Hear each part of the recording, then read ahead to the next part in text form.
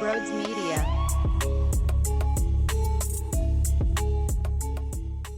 Every time I breathe, I think about Jalen Hurts throwing a beautiful pass to Devontae.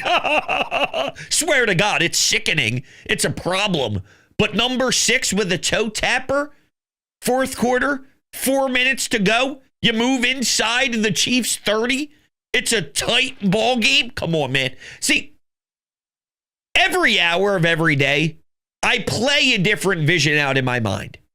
I go, all right, 1916, third quarter, 7 and change to go. And then over that hour, as I'm putting together maybe lunch, as I'm cleaning up my laundry, as I'm taking a shower, if I'm at the gym in between sets, I play it through.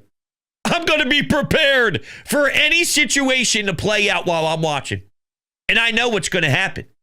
The Eagles will find a way to succeed. They will find a way to expose Spags and expose some of the blitzes he sends.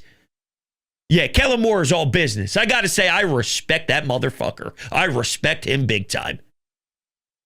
He is locked in. Saint stuff. Hey, listen, we did our thing. We thought, it's time to go win Super Bowl 59. And nothing makes me happier. One of my visions, though, that I keep getting stuck on, so it tells me there's truth to it. My gut is speaking to my brain. Dangerous, but it is. And it's Jalen Hurts buying time. And now you're going off script. And Devontae loses his defender. You can see as I'm doing this here, I do this. I see it every day, every hour. I see it. But that's how I get in my mode. So I'm in my mode. And Jalen is pointing in Devontae's direction. They lock eyes.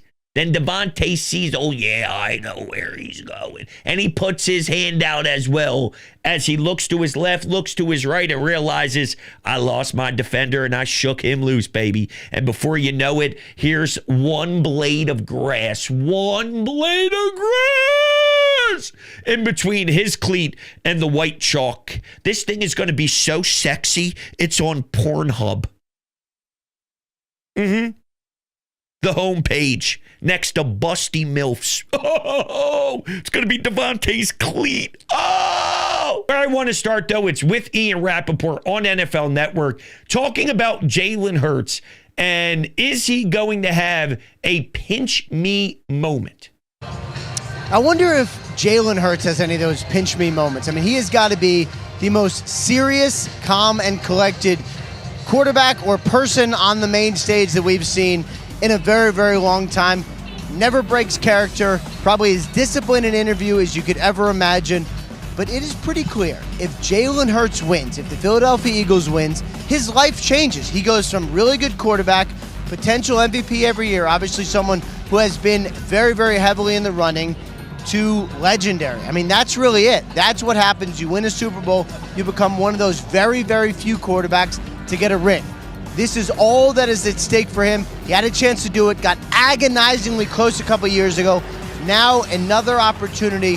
What is it like for him? How does it change him? What has been different? How mentally is he preparing? A lot of questions for Jalen Hurts and this Eagles team. How mentally is he preparing? Let me tell you something, Ian Rappaport. He hasn't stopped mentally preparing since the last time these teams met in the Super Bowl. He's been waiting for this time. He's been waiting for this game. He's been hungry and determined for this matchup to be laid out in front of him once again. And now that he's here, you think he's not going to be ready? Now, I'm not saying he's implying that by any means, but he's going to be ready. The pinch me moment stuff. No, Jalen isn't having a pinch me moment. You know why? Because when you are preparing forever to be on this stage, the second he became a football player, he was destined to be here because of his work ethic, because of his want to, because of his will, because of his dedication, because of the way that he attacks his job. every single time he puts on the cleats, it was for a game as big as the Super Bowl. So when you finally get there, it's not pinch me. I know. That's why I did everything I did. That's why I went to work the way I went to work. That's why every practice in Alabama, I practiced that way. That's why when I watch tape study, I watch it with the focus that I do. It's so when we get to the big dance, there's no pinch me. I'm built for this, and I've made sure that I did all the necessary details to get here, because without it, you don't get here 2 times in 3 years. That doesn't mean there's no pinch me moments ever, because Brandon Graham, for example, probably having a pinch me moment, considering he was crying on the radio, thinking his season was over, and the only way he'd ever have a chance to play is not with an NFC championship game. No, it would have to be the season goes the distance and you're playing in New Orleans. That's the only way his final year, as of now, his final year had a chance to even continue, was if that happened. And it did. And now he has a chance to stamp another history, a play in history, Eagles history in the Super Bowl. If he has a pinch me moment, fine. I get it. And there is value in absorbing where you are and not taking it for granted and understanding the magnitude of what you're going through. I get it. Jalen's a different cat. Jalen's a different species. This dude walks into their first media appearance, sees the NFL Network breaking down who's going to throw interceptions, what defense is going to force the other team's quarterback to throw an INT. And you could see his face of,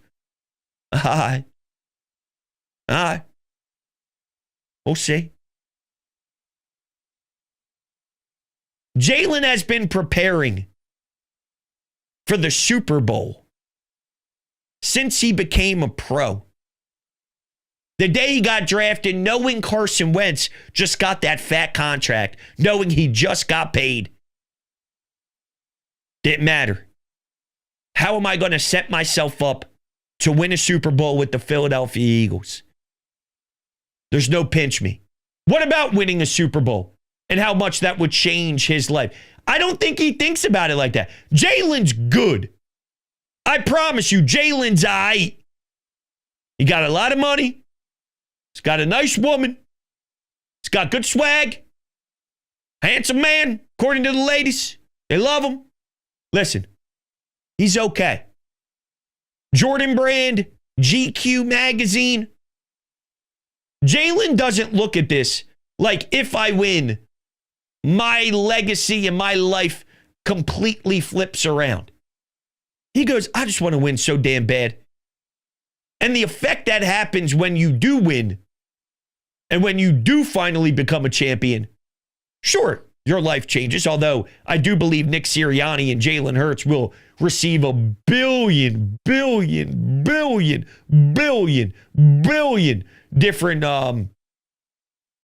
opinions on them. They'll have so many opinions on them even after this championship on Sunday that they'd still have to prove themselves, probably and win 2 or 3 before they shut people up, because they would say it's just a fluke, or, hey, sometimes good coaches win championships and not great coaches or elite coaches, or sometimes average coaches get carried by a defense, or you name it. I'm already sort of walking into the list of excuses I'm about to hear after they do win Super Bowl 59. I do think it comes down to something very basic and very simple for Jalen Hurts. I want to win the football game on Sunday. And then what happens because of that, so be it. What's the cause? I won the football game on Sunday. Here's what cracks me up sometimes, though, about how this world consumes winning championship. Now, we live in an era now where you're either a champion or you're just a flat-out loser in life. There's no in between. It's you are a champion or you are the biggest loser to ever live in the world. I swear, that's sort of our 2 areas of athletes. Whatever. I'll get into that a whole nother day. If the See, here's the problem. I don't actually agree with the nonsense saying Jalen and Nick are nobodies, but just for the sake of argument here, I don't even want to say let's pretend they're right, because those people are idiots and don't even deserve this hypothetical. But it's the easiest way to do this. Let's say they do stink and win a Super Bowl, right?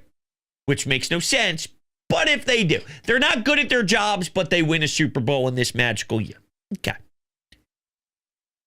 Who fucking cares? Look, someone brought up Trent Dilfer. See, who cares? Did the team win a Super Bowl? I've seen one Super Bowl. This organization is starving for more.